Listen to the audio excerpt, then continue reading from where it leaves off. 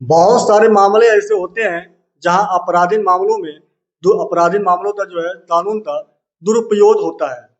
अब उसी चीज को लेकर सुप्रीम कोर्ट का एक टिप्पणी आया है, एक फैसला आया जिसके बारे में हम बात करने वाले हैं। और सुप्रीम कोर्ट चाहता है कि ऐसे मामलों में सावधानी बरती जाए जहां पर आपराधिक जो कानून है उसका दुरुपयोग ना हो। तो यहाँ पे जो टिप्पणी आया है सुप्रीम कोर्ट का, उस पर हम बात करते हैं और उस पर हम बताते हैं कि सुप्रीम कोर्ट ऐसे मामलों को लेकर क्या सोच रहा है। सुप्रीम कोर्ट की बेंच न्यायमूर्ति बी.वी.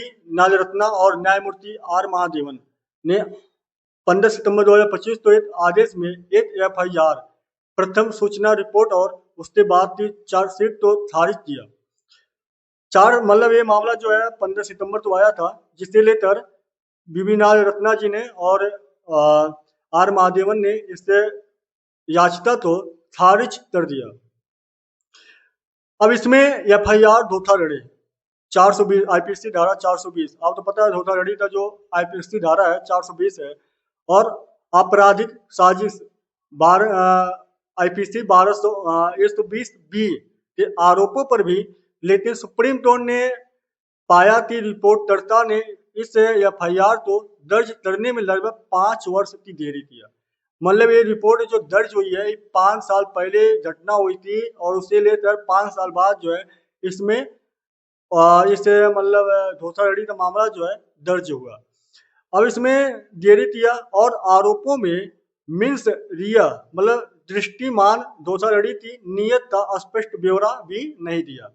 मतलब जो इन्होंने याचिका दर्ज करवाया उसमें जो है इन्होंने धोखाधड़ी का कोई भी ऐसा ब्यौरा नहीं दिया। ऊपर से 5 साल बाद इन्होंने इसे दर्ज करवाया। इस मामले में शिकायतकर्ता के पास एक वैकल्पिक नागरिक सिविल उपाय मौजूद था, जैसे कि अनुबंधन कॉन्ट्रैक्ट उल्लंघन के लिए दीवानी मुकदमा, लेकिन उसने आपराधिक रास्ता अपनाया। सुप्रीम कोर्ट ने कहा कि जब आपराधिक कानून का इस्तेमाल केवल निजी प्रतिद्वंदिता या रिवेंज या वेंडेटा निपटाने के लिए हो तो वह स्वीकार नहीं है। मतलब इनके पास जो है दीवानी करने का रास्ता था, लेकिन इन्होंने दीवानी का रास्ता छोड़कर इन्होंने धोखाधड़ी का रास्ता अपनाया, जिससे सुप्रीम कोर्ट ने उल्लंघन माना और उन्होंने सुप्रीम कोर्ट ने इसे जो है निरस्त कर दिया। अब इस मामले में क्रिमिनल कानून केवल अपराधों के लिए है, विवादों के लिए नहीं है। अगर कोई विवाद हो जाता है तो वहां पर जो है आप जो है दीवानी सिविल ये सारे मामले डाल सकते हैं, न कि आपराधिक मामले वहां पे डाल सकते हैं। कोर्ट ने यह रेखांकित किया कि कानून केवल ऐसी परिस्थितियों में लागू होना चाहिए जहां अपराध के सबूत हों, जैसे कि धोखा, झांसा, धोखेबाजी, साजिश आदि, ना कि जब मामला केवल नागरिक विवाद हो, जैसे ऋण वसूली, अनुबंधन उल्लंघन आदि। ऐसे मामलों में जो है आप 420 दायर कर दें। मैलिशियस खराब उद्देश्य, दलील की जांच होनी चाहिए। शिकायतकर्ता की मंशा और समय के कारण का परीक्षण जरूरी है। यदि बहुत देर से मामला दर्ज किया गया है और आरोपों में के समर्थन में ठोस तथ्य ना हो तो एफआईआर को खारिज करना चाहिए।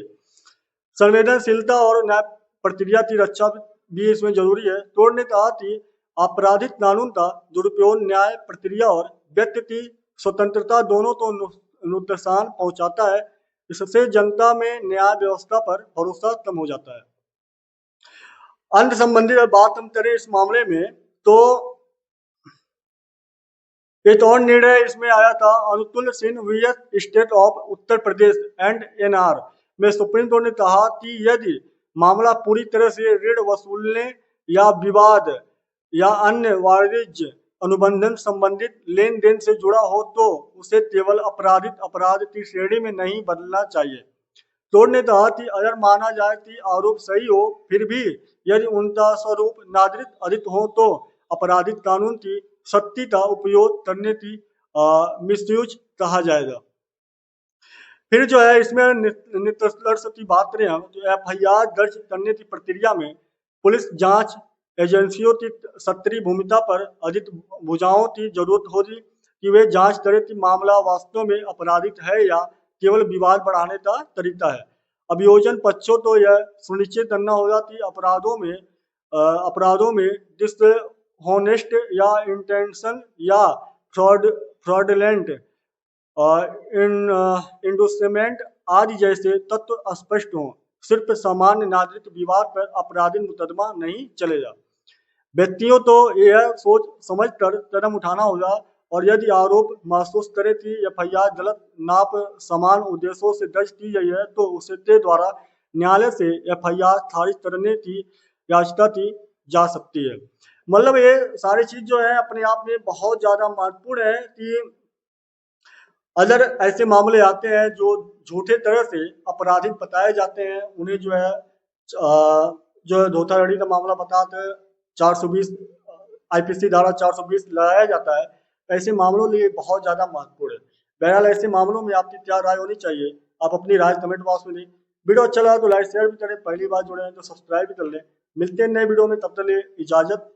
जय हिंद, जय भारत, वंदे मातरम।